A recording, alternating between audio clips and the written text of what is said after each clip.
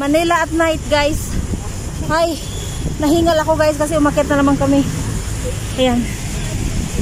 Yan ang Manila today. Manila at night pala. Tara. Dito kami, guys, oh.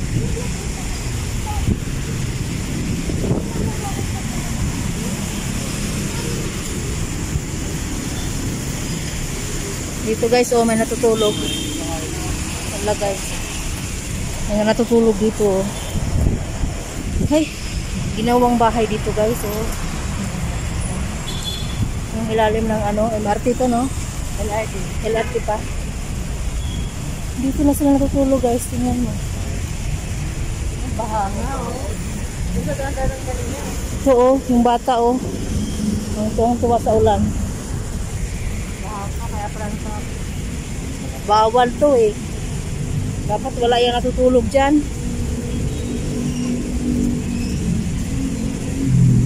Ayan, bababa na kami, guys. Doon kami galing sa Muñoz. Ayan, bababa na ako. Baka malaglag pa.